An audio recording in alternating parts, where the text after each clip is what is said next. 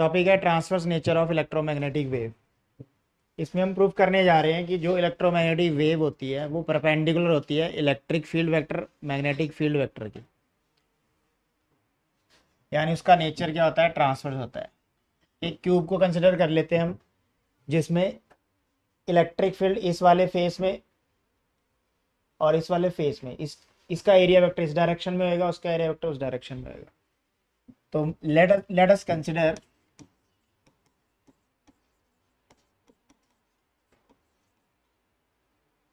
Electric field vector. मान के चल रहे हैं कि इलेक्ट्रिक फील्ड वेक्टर जो है वो अलोंग एक्स एक्सिस है, इस अलोंग एक्स एक्सिस। तो जो इलेक्ट्रिक फ्लक्स है वो एक्स वाले फेसेस में होएगा। क्योंकि ये क्लोज्ड सरफेस है, so according to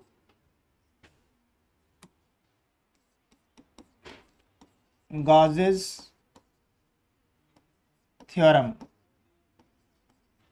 Gauss's theorem क्या कहती है, इंटीग्रेशन जो टोटल फ्लक्स है ई डॉट डी एस वो जीरो होना चाहिए। तो कितने फेसेस है इस क्लोज सरफेस के, 2x में, 2y में, 2z में। तो integration E dot D S along Y axis और इंटीग्रेशन अलोंग जेड एक्सिस, ये तो वैसे ही जीरो है क्योंकि हम क्या कंसिडर कर रहे हैं कि इलेक्ट्रिक फील्ड किधर को जा रही है, एक्स एक्सिस। तो वाई और जेड में तो कोई भी लाइनें नहीं है, तो सिर्फ कौन से बचे, एक्स वाले। एक्स वाले कौन से दो फेसेस हैं, एक ये वाला ए बी सी डी और एक ये वाला, ठीक है। हेंस इंटीग्रेशन, इस वाले फेस की बात हो रही है ए बी सी डी वाले की, ए बी सी डी का जो फ्लक्स होएगा ई डॉट डी एक्स, इसको खोलेंगे तो इलेक्ट्रिक फील्ड ई है और एरिया वेक्टर भी सेम डायरेक्शन में है। तो इसको खोलेंगे तो E D x D S, ई डॉट डी एस है ये, ठीक है। इसको खोलेंगे तो सेम डायरेक्शन में एंगल cos 0 डिग्री हो जाएगा। और इंटीग्रेशन ई को ई रहने दो, और इसका एरिया देखो, ये लेंथ है डी वाई और ये है डी जेड, तो एरिया की जगह डाल दिया D Y into D Z, equation number 1। अब जो टोटल फ्लक्स होना चाहिए,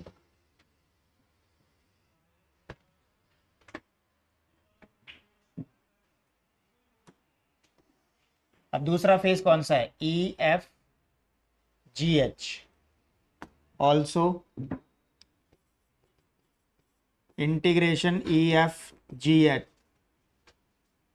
एच का फ्लक्स क्या होना चाहिए, ई डॉट डी एस, इसको खोलेंगे ई डी एस। अब एंगल देखिए यहाँ पे क्या है, एरिया वेक्टर और इलेक्ट्रिक फील्ड में एंगल, इलेक्ट्रिक फील्ड किधर को जा रही है, along the x axis, electric field इस डायरेक्शन में है एक्स एक्सिस के अलोंग, और एरिया वेक्टर जो है वो इसके अपोजिट है।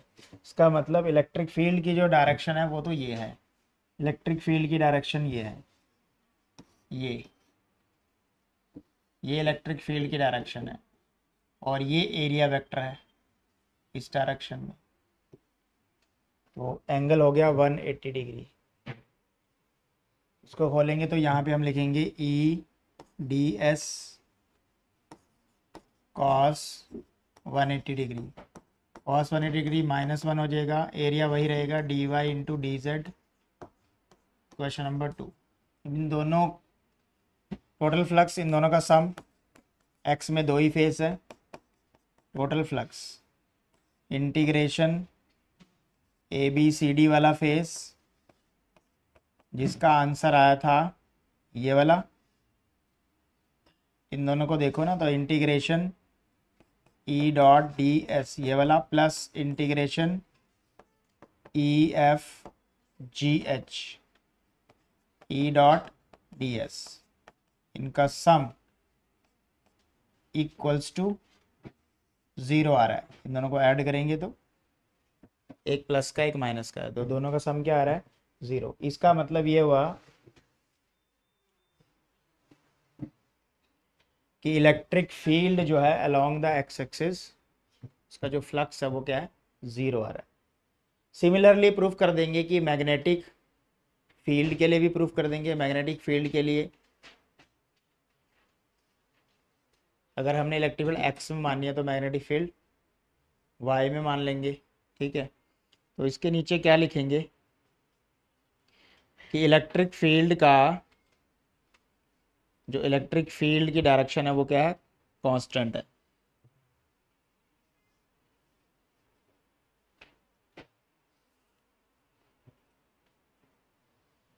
तो अभी यहाँ पे क्या प्रूफ हो गया है कि इसकी जगह हम इसको x ले लो, यहाँ पे इसको ये ले लो, इसकी जगह ये डाल दो E X D Y D Z, इसकी जगह minus E X D Y D Z equal to zero. इसको डैश लेना पड़ेगा लेकिन सेम हो जाएगा नहीं तो। E X equal to E X dash, diagram में भी डैश लिया था देखो। यानी इलेक्ट्रिक फील्ड जो है वो प्रूफ हो गई है कांस्टेंट है, क्योंकि जितनी लाइनें एंटर कर रही है उतनी लीव कर रही है, नेट फ्लक्स जीरो आया। तो इलेक्ट्रिक फील्ड क्या प्रूफ हो गया, कांस्टेंट। इलेक्ट्रिक फील्ड कांस्टेंट होने का मतलब ये है कि कोई भी फील्ड अगर कांस्टेंट है तो उसकी वजह से वेव नहीं बन सकती, फील्ड का वेरिएशन होना जरूरी है। अगर फील्ड कांस्टेंट है तो no wave formed by this, since static, static मतलब सेम या constant, static field can not produced a wave, produce a wave, hence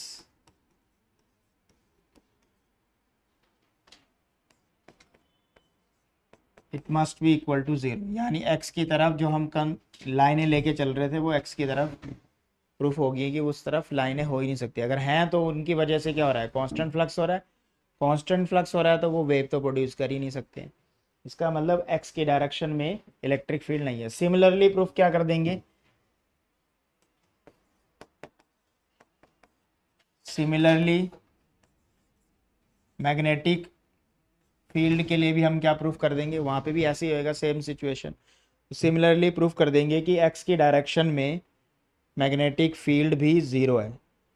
तो x की डायरेक्शन में कोई भी ना ही मैग्नेटिक फील्ड है ना ही क्या है, इलेक्ट्रिक फील्ड है। इसका मतलब ये हुआ कि इस तरफ वेव की डायरेक्शन है।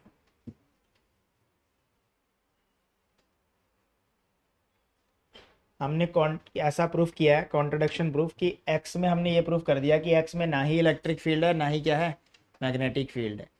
क्योंकि इलेक्ट्रिक फील्ड लेके चल रहे हैं तो वो भी कांस्टेंट प्रूफ हो रही है। सिमिलरली मैग्नेटिक फील्ड भी कांस्टेंट प्रूफ हो जाएगी। तो x में ना ही इलेक्ट्रिक है ना ही मैग्नेटिक है। इसका मतलब इस तरफ कौन सी होएगी, इन दोनों का कॉम्बिनेशन होएगा, जो कि क्या होएगी, electromagnetic wave.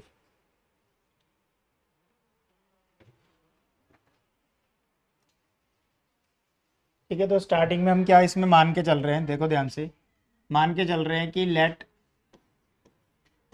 EM wave is propagating along y-x axis, propagating along x axis।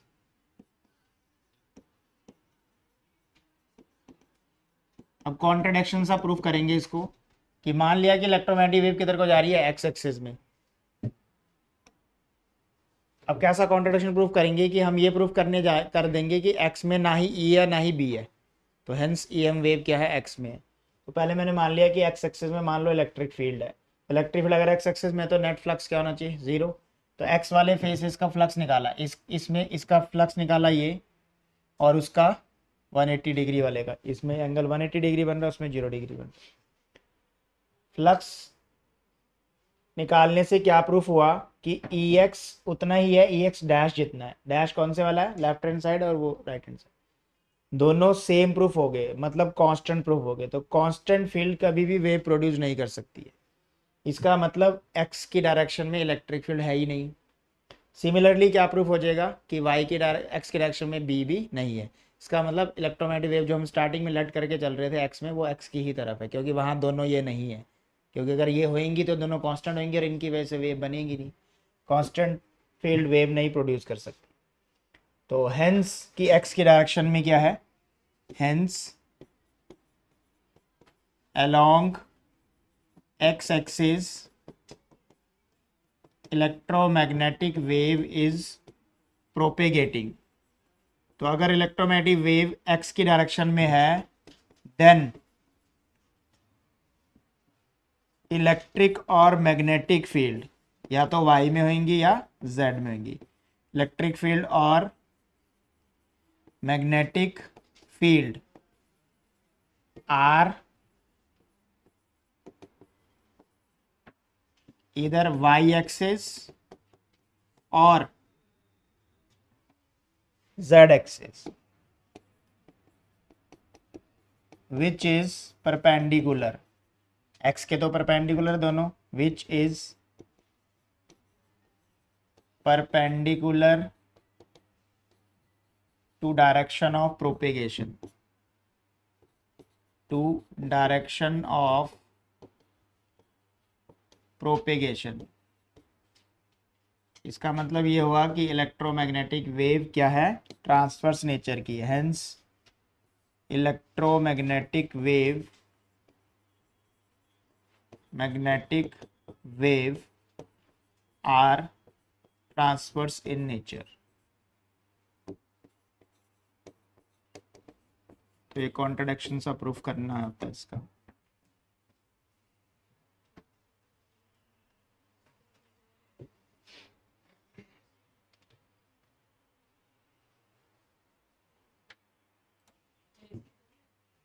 Next derivation है energy density intensity and momentum of electromagnetic wave.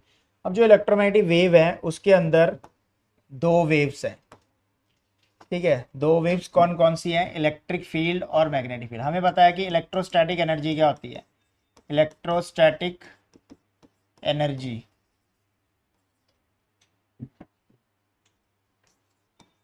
Density क्या होती थी, U E equal to, formula होता था 1/2 एप्सिलॉन नॉट ई स्क्वायर। और ये जो E square लिखा है ये ई आर एम एस होता है, मतलब इसकी आर एम एस वैल्यू होती है। सिमिलरली जो मैग्नेटिक वाली होती है, मैग्नेटिक एनर्जी डेंसिटी, क्योंकि ये दोनों का कॉम्बिनेशन है, तो मैग्नेटिक एनर्जी डेंसिटी होती है यू बी। उसका फॉर्मूला होता है बी आर एम एस का स्क्वायर बाई 2 म्यू नॉट। यहाँ पे epsilon naught permittivity, mu permeability, इन दोनों का कॉम्बिनेशन है। तो ई एम वेव की एनर्जी डेंसिटी क्या हुई, इन दोनों का sum, energy density of E M wave, energy density of E M wave वो कितनी होनी चाहिए, इन दोनों का sum, U E plus U B.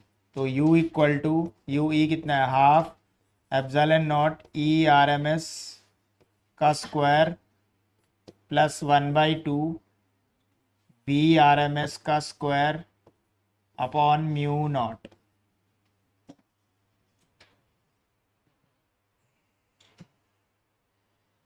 अब हमें आर एम एस वैल्यू हमने ए सी में पढ़ी थी, √2 की टर्म में कुछ पढ़ा था। Put E R M S को बोलते हैं E naught by √2 peak value. Similarly B R M S को क्या बोलते थे, बी नॉट बाई √2 डाल सकते हैं। तो जो ये u की इक्वेशन आएगी वो क्या आ जाएगी, आप 1/2 epsilon naught E naught by √2 डालेंगे, इसका स्क्वायर करेंगे, ई आर एम एस का स्क्वायर है। सिमिलरली 1/2 म्यू नॉट में, sorry B R M S में डालेंगे बी नॉट बाई √2 का स्क्वायर। तो अब ये इक्वेशन क्या बन जाएगी, u equal to 1/4 epsilon naught E naught का स्क्वायर प्लस 1/4 बी नॉट का square mu naught. This is the equation first. This is the energy density of electromagnetic wave. अब एक्चुअल में ये दोनों क्या हैं, सेम है। कैसे? मतलब ये दोनों इक्वल होते हैं, एनर्जी इलेक्ट्रिक वाली भी और मैग्नेटिक वाली भी। सपोज करो मैं सिर्फ इलेक्ट्रिक वाली को पिक करूं, कौन से वाली? एज यू ई वाली को पिक करता हूँ। यू ई वाली कितनी है? 1/4 एप्सिलॉन नॉट ई नॉट का स्क्वायर। और ई नॉट को मैग्नेटिक फील्ड की टर्म में डाल देता हूँ। ई नॉट होता है सी इंटू बी नॉट, और सी की वैल्यू होती है 1/√μ0 एप्सिलॉन नॉट। तो यू ई क्या आएगा? 1/4 एप्सिलॉन नॉट, ई की जगह डालो पहले सी स्क्वायर बी नॉट का स्क्वायर। अब बी नॉट सी को ये पुट कर दो, 1/4 एप्सिलॉन नॉट, सी स्क्वायर को ये पुट करेंगे तो स्क्वायर से रूट कट जाएगा, μ0 एप्सिलॉन नॉट बी नॉट का स्क्वायर। इससे ये कैंसिल आउट हो जाएगा, एप्सिलॉन नॉट से एप्सिलॉन नॉट कैंसिल आउट होएगा। तो ये जो आंसर आया 1/4 बी नॉट का स्क्वायर बाई μ0, ये जो आया आंसर वो यू बी के इक्वल आया। इसका मतलब ऑन एन एवरेज जो है ये दोनों वैल्यूज़ क्या है, इक्वल ही हैं। This implies U E equal to U B.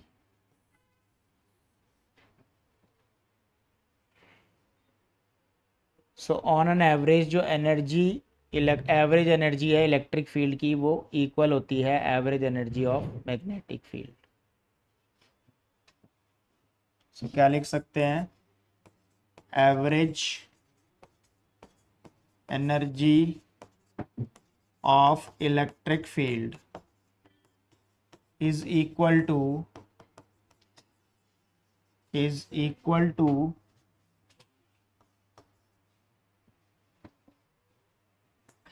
average energy of magnetic field। Next लिखेंगे इंटेंसिटी। तो इंटेंसिटी ऑफ वेव की डेफिनेशन क्या है?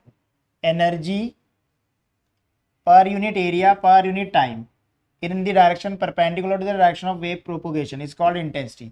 मतलब एनर्जी को divide by area into time करोगे क्या आएगा? Energy density. एनर्जी का सिंबल यू है और एरिया को ए, टाइम को डेल टी मान लिया। अच्छा, स्मॉल यू क्या होता है? Energy density. एनर्जी डेंसिटी के टर्म में एनर्जी को क्या बोलते हैं? Energy into volume, energy density into volume. मतलब जो एनर्जी होती है वो एनर्जी डेंसिटी इंटू वॉल्यूम होती है। वॉल्यूम को आप एरिया इंटू लेंथ लिख सकते हो। यहाँ पे हम उसको लिख रहे हैं एरिया इंटू डेल एल, जो कि यहाँ पे पुट किया है। नीचे ए इंटू डेल्टा टी था, ए से कट गया। Del L by del T क्या होता है? Speed. Del L by del T को हम स्पीड पुट कर लेंगे। अब हमें पता है जो स्मॉल यू होता है इलेक्ट्रोमैग्नेटिक वेव में, स्मॉल यू जो है वो यू ई के इक्वल भी हो सकता है और यू बी के इक्वल भी हो सकता है। तो where U equal to U E और U B, half epsilon naught E naught का स्क्वायर, ई स्क्वायर किया था जिसे हम आर एम एस बोलते हैं, और half epsilon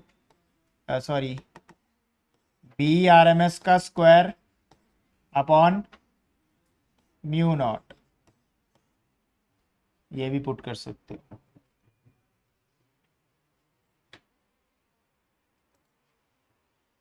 next, electromagnetic wave का मोमेंटम भी आप निकाल सकते हो। So momentum of electromagnetic wave,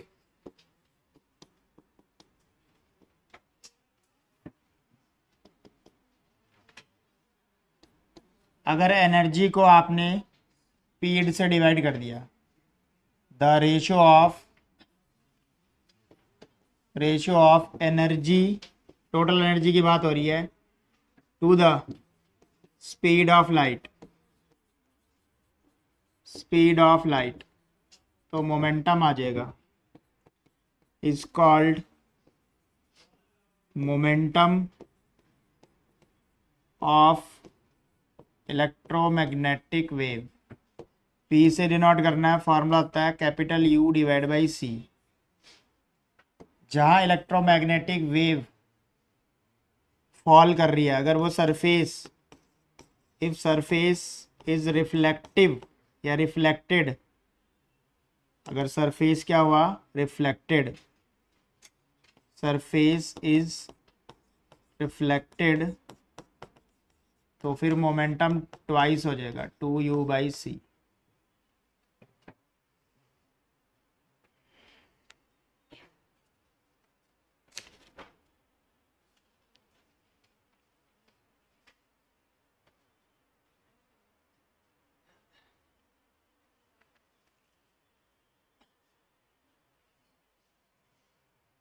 यहीं पे आप प्रेशर भी निकाल सकते हो, जिसे रेडिएशन प्रेशर बोलते हैं, pressure exerted by EM wave. Basic basic ये चीजें हैं। Pressure exerted by EM wave.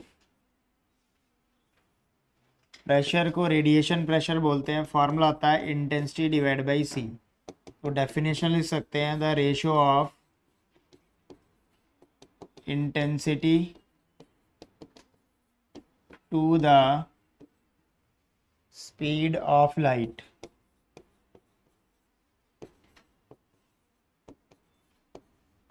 Is called radiation pressure बोलते हैं इसको।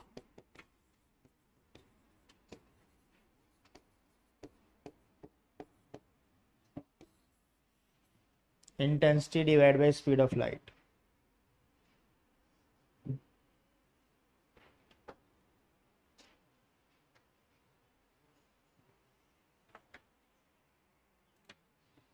तो अब है properties of electromagnetic waves. Electromagnetic waves की जो प्रॉपर्टीज हैं, सबसे पहले प्रॉपर्टी है कि जो भी इलेक्ट्रोमैग्नेटिक वेव्स होती है उनको मटेरियल मीडियम की जरूरत नहीं है। मतलब अगर मीडियम मटेरियल का हुआ तो भी ट्रैवल करेंगी और नहीं हुआ तो भी ट्रैवल करेंगी। मतलब वो वैक्यूम में भी ट्रैवल कर सकती है और मीडियम में भी। मतलब ये रिक्वायरमेंट नहीं है, अगर मीडियम मिलेगा तो भी ट्रैवल करेंगी, नहीं है तब भी करेंगी। जिसमें इलेक्ट्रिक फील्ड और मैग्नेटिक फील्ड दोनों आपस में परपेंडिकुलर होते हैं और इलेक्ट्रोमैग्नेटिक वेव इन दोनों के परपेंडिकुलर होती है। यानी बेसिकली ये तीनों के होते हैं, आपस में परपेंडिकुलर होते हैं। और जो इलेक्ट्रिक फील्ड और मैग्नेटिक फील्ड है वो एक ही फेज में होते हैं, सेम फेज ट्रैवल करते हैं, इसीलिए इनके क्रस्ट और ट्रफ मैच करते हैं। जब हमने डायग्राम बनाया था, स्पीड ऑफ लाइट से ट्रैवल करती है फ्री स्पेस में। ये स्पेस वैक्यूम, मतलब जहाँ पे वैक्यूम है वहाँ पे इनकी स्पीड फिक्स है सबकी, जितनी भी इलेक्ट्रोमैग्नेटिक वेव है, 3×10⁸। अगर मीडियम में जाएंगे तो फिर चेंज हो जाएगी। कितनी चेंज हो जाएगी, जितनी वैक्यूम की है डिवाइड बाई एन। एन क्या होता था, refractive index of that medium. अगली प्रॉपर्टी है कि जो मैग्नेटिक फील्ड और इलेक्ट्रिक फील्ड का रेशियो है वो स्पीड ऑफ लाइट के इक्वल होता है। अगली प्रॉपर्टी है कि जो इलेक्ट्रोमैग्नेटिक वेव है वो एनर्जी कैरी करते हैं, तो उनकी एनर्जी डेंसिटी जो होती है वो इतनी होती है, इलेक्ट्रिक वाली भी और मैग्नेटिक वाली भी। उसका सम टोटल एनर्जी डेंसिटी होगी इलेक्ट्रोमैग्नेटिक वेव की, या एवरेज एनर्जी डेंसिटी होगी। प्रेशर मोमेंटम कितना होता है, P = u/c। अगर रिफ्लेक्टिव सरफेस है तो 2u/c हो जाएगा। अगर रिफ्लेक्टिव सरफेस है तो ये रिफ्लेक्शन में ये डबल हो जाएगा मोमेंटम। अगली प्रॉपर्टी है कि इलेक्ट्रोमैग्नेटिक वेव इलेक्ट्रिक और मैग्नेटिक फील्ड से डिफ्लेक्ट नहीं होती है। मतलब ये अगर इलेक्ट्रिक फील्ड में ट्रेवल भी कर रही है तब भी इन पे कोई फर्क नहीं पड़ेगा। Electromagnetic waves obeys the principle superposition. मतलब ये रिफ्लेक्ट कर सकती है, रिफ्रैक्ट कर सकती है, इंटरफेरेंस कर सकती है, डिफ्रैक्शन कर सकती है, पोलराइजेशन। ये पांचों जो हैं वो वेव्स की प्रॉपर्टीज होती हैं, जिनमें से तुमने दो सुनी हुई है, रिफ्लेक्शन और रिफ्रैक्शन। ये रे की प्रॉपर्टीज होती है। तो वेव की ये सारी पांचों की पांचों प्रॉपर्टीज होती है, क्योंकि ये इलेक्ट्रोमैग्नेटिक वेव है तो ये सारी प्रॉपर्टीज को फॉलो करेंगी। तो ये थी properties of electromagnetic wave. Next आता है इलेक्ट्रोमैग्नेटिक स्पेक्ट्रम। स्पेक्ट्रम का मतलब होता है अरेंजमेंट करना, इनको अरेंज करना। तो इलेक्ट्रोमैग्नेटिक स्पेक्ट्रम का मतलब होता है अकॉर्डिंग टू देयर वेवलेंथ और फ्रीक्वेंसी। इलेक्ट्रोमैग्नेटिक वेव्स को अरेंज करना, द अरेंजमेंट ऑफ या systematic arrangement of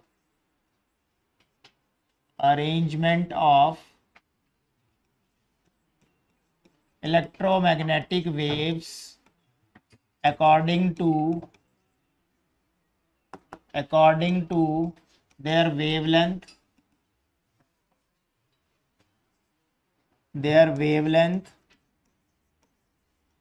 and frequency।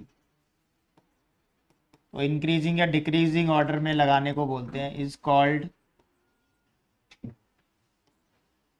Electromagnetic spectrum. 7 wave होती हैं ये। कैसे याद रखेंगे? Great X U V in my range. तो इस वर्ड से इसको याद रखा जा सकता है। ग्रेट से जी मतलब gamma, X U V in my range. तो यहाँ जी से है, इसका मतलब गामा रेज। एक्स रे बताइए आपको, एक्स रे। विज यूवी से अल्ट्रा वायलेट,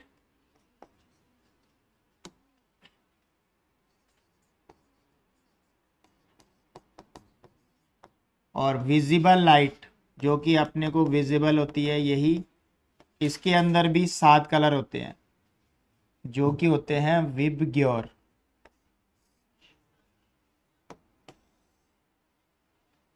एक इसके अंदर 7 कलर आपको पता होने चाहिए।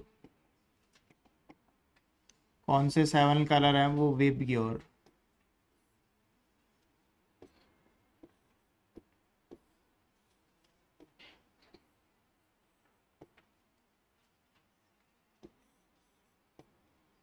VIBGYOR, यही हमें क्या है? विजिबल है। इसके अलावा हमें कोई विजिबल नहीं है। इंफ्रारेड, आई से जो है वो इंफ्रारेड है। एम से माइक्रोवेव है, और आर से रेडियो वेव है।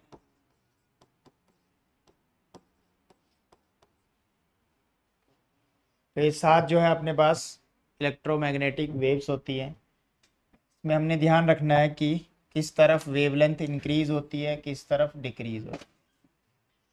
इसको दोबारा से लिख लेते हैं। Great X U V in my range, gamma X-ray U visible infrared microwave radio wave. अब गामा की सबसे ज़्यादा फ्रीक्वेंसी होती है, तो इसका मतलब इस डायरेक्शन में फ्रीक्वेंसी इंक्रीज होती है। और रेडियो वेव्स की वेवलेंथ ज़्यादा है, तो इस डायरेक्शन में वेवलेंथ इंक्रीज होती है। गामा की फ्रीक्वेंसी ज़्यादा है। इसमें रेड वालों में भी याद रखेंगे, रेड कलर की वेवलेंथ ज़्यादा है। इस डायरेक्शन में वेवलेंथ बढ़ेगी और इस डायरेक्शन में वेवलेंथ घटेगी, मतलब फ्रीक्वेंसी बढ़ेगी। विबग्योर में भी याद रखेंगे और इन सब में भी याद रखेंगे।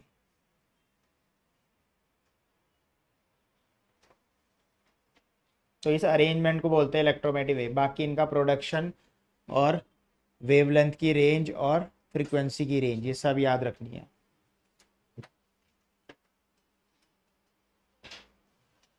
तो यहाँ पे समझते हैं ब्रीफली इन सब में क्या होता है।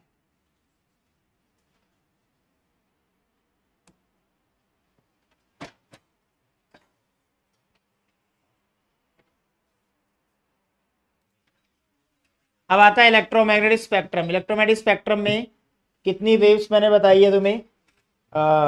टोटल जो वेव है अपने पास इलेक्ट्रोमैग्नेटिक वेव वो है 7। उनको आप याद ऐसे रख सकते हो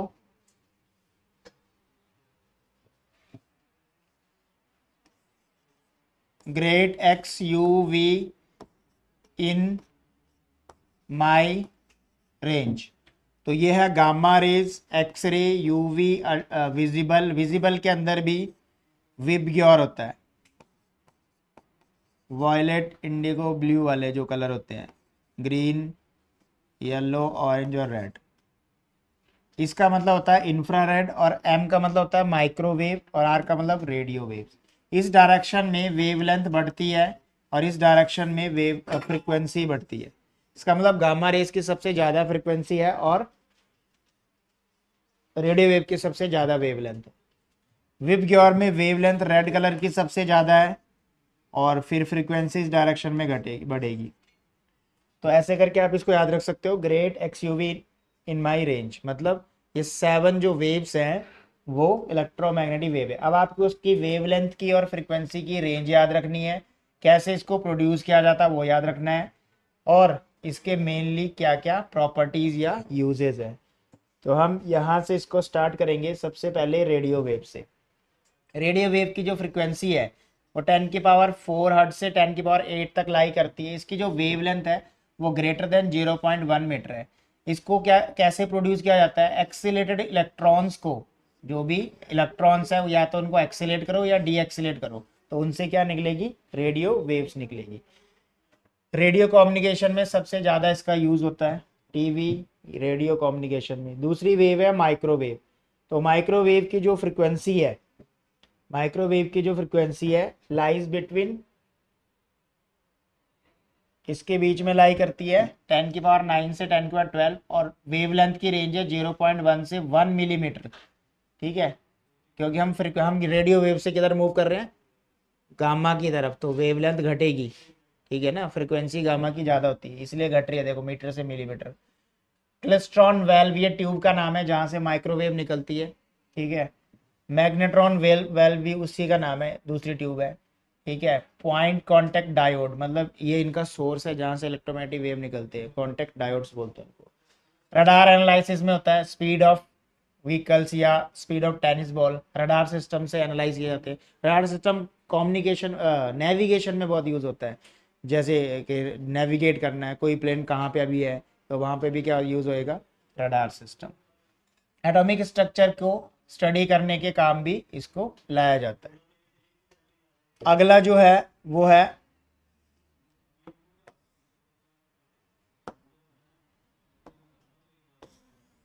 इंफ्रारेड।